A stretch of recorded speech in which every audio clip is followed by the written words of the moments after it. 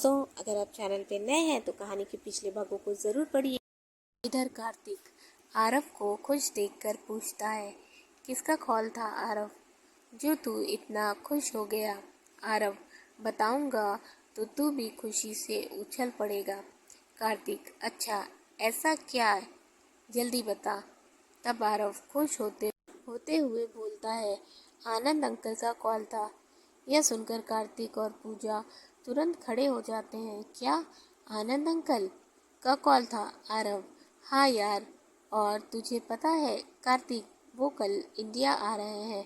कल 2 बजे तक वो यहाँ पहुँच जाएंगे। कार्तिक, ये तो सच में बहुत खुशी की बात है।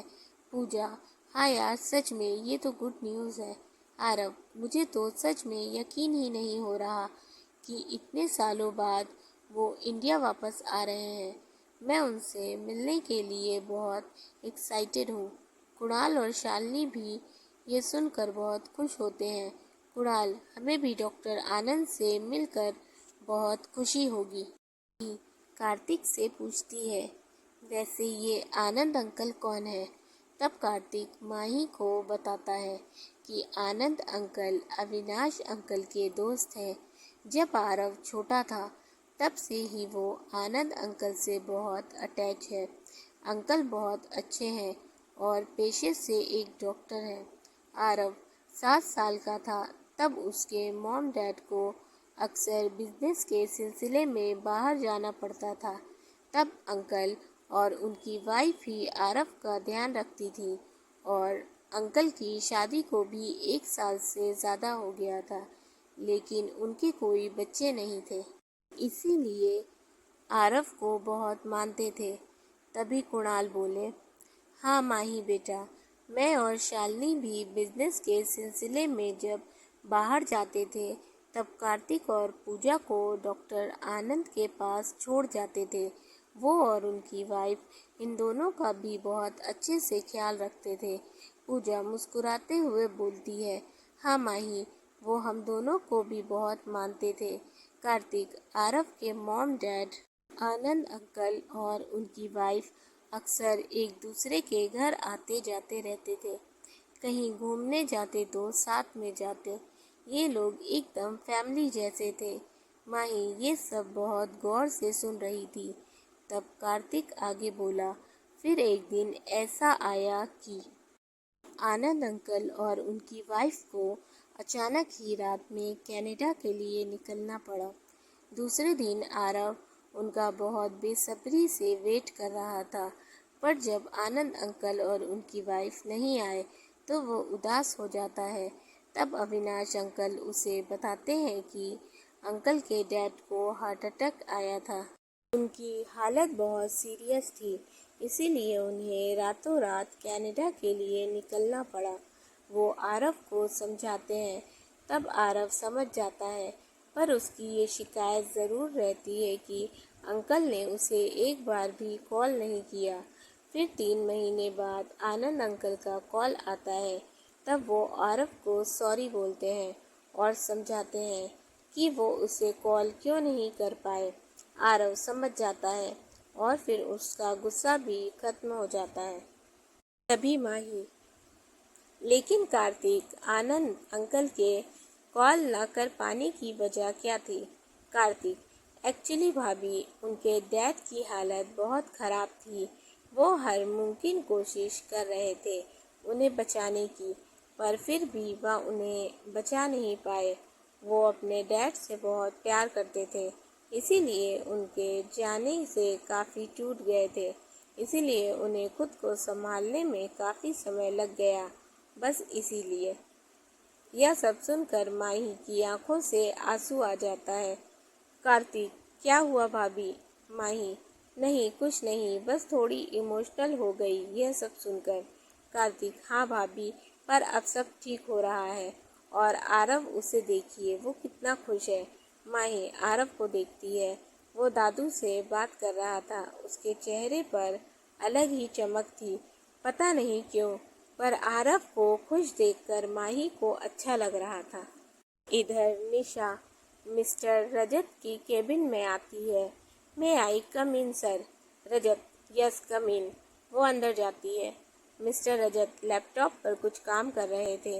निशा उन्हें फाइल देते हुए बोलती है, सर ये रही मिस्टर खन्ना वाली फाइल जो आपने मंगाई थी। मिस्टर रजत, ठीक है यहीं रख दो, मैं देख लूँगा। निशा फाइल वहीं रख कर जाने लगती है। मिस्टर रजत अपना लैपटॉप बंद करते हैं और फाइल उठाकर देखने लगते हैं, पर जैसे ही फाइल खोलते हैं उनका गुस्सा सातवें आसमान पर पहुंच जाता है। मिस्टर रजत, एक मिनट, ये कौन सी फाइल उठाकर लाई हो तुम? निशा, सर आपने तो मुझे मिस्टर खन्ना वाली फाइल लाने को बोला था, मैं तो बस वही लेकर आई हूँ। तुम एक काम भी ढंग से नहीं कर सकती हो? यह मिस्टर खन्ना वाली फाइल नहीं है, यह मिस्टर सिन्हा वाली फाइल है। तुम्हारा ध्यान किधर है? निशा, सॉरी सर, पता नहीं कैसे ये फाइल आ गई। मिस्टर रजत, एक काम बोला तुमको, वो भी तुमसे नहीं हुआ, उसमें भी तुमने गड़बड़ कर दी। निशा को उनके बर्ताव पर बहुत गुस्सा आ रहा था, पर वो चाह कर भी कुछ नहीं बोल पा रही थी। मिस्टर रजत, अब खड़ी क्यों हो? जाओ और जाकर मिस्टर खन्ना वाली फाइल लेकर आओ, और इस बार अच्छे से देख कर लाना, कोई गड़बड़ नहीं होनी चाहिए। फिर वह मिस्टर रजत के केबिन से बाहर आ जाती है और गुस्से से बोलती है, समझते क्या है ये खुद को? आखिर इन्हें मुझसे प्रॉब्लम क्या है? हर समय मेरे पीछे क्यों पड़े रहते हैं? इतने सारे स्टाफ हैं लेकिन इन्हें मैं ही दिखती हूँ। सारा काम मुझसे ही करवाना है इनको, और सारे स्टाफ मर गए हैं। जब देखो मुझे ही ऑर्डर देते रहते हैं। ऐसा लग रहा है जैसे मैं आरव सर की नहीं, इनकी सेक्रेटरी हूँ। कोई नहीं निशा, ये सब बस आज भर है, कल तो आरव सर आ ही जाएंगे। तू बस आज भर इनका टॉर्चर झेल ले। यह बोलकर वह फाइल लेने चली जाती है। इधर मिस्टर रजत थोड़े गुस्से से बोलते हैं, मुझे ये लड़की बिल्कुल भी पसंद नहीं, हर वक्त आरव सर के आगे पीछे घूमती रहती है, ये जानते हुए भी कि वो मैरिड है। पता नहीं सर क्यों नहीं समझ पाते इसकी चालाकी। उधर कार्तिक माही से बोलता है, पता है भाभी, कनाडा जाने के बाद अंकल की वाइफ नीलम आंटी को 2 ट्विंस बच्चे होते हैं। माही, सच में कार्तिक? हाँ भाभी, हम सब भी यह सुनकर बहुत खुश हुए थे। उनकी 2 बेटियां हुई थी, एक का नाम उन्होंने काव्या रखा और दूसरी का मीरा। काव्या बहुत प्यारी और चुलबुली है। हम दोनों सामने से तो उसे नहीं मिले, पर फ़ोन पर अक्सर हमारी बात होती रहती है। माही, और मीरा, उससे आप सब की बात नहीं होती थी? कार्तिक, नहीं भाभी, मीरा से हम तीनों की बहुत कम ही बात हुई है। वो तीनों से इतना अटैच नहीं है, उसका नेचर भी बहुत अलग है। माही, पर ऐसा क्यों कार्तिक? कार्तिक, पता नहीं भाभी, पर वो जल्दी किसी से बात नहीं करती, यहाँ तक कि हमने कभी उसकी फ़ोटो भी नहीं देखी है। पता नहीं भाभी, वो इतनी अलग क्यों है? अंकल भी उसके बारे में ज़्यादा कुछ नहीं बताते, इसीलिए हम तीनों भी उससे मीरा के बारे में ज़्यादा नहीं पूछते।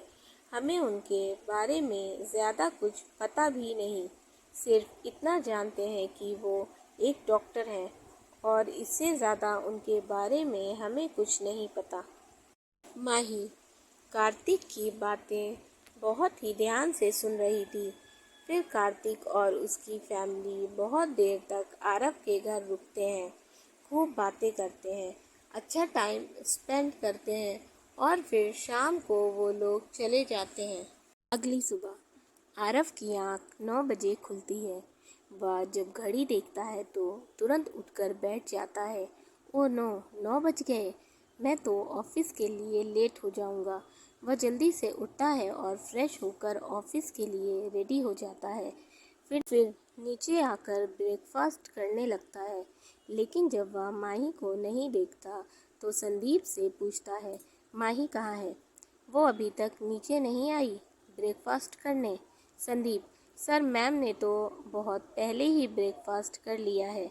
आरव, बड़ी जल्दी? पर वो है कहाँ? संदीप, सर वह तो गार्डन में है। आरव, अच्छा ठीक है।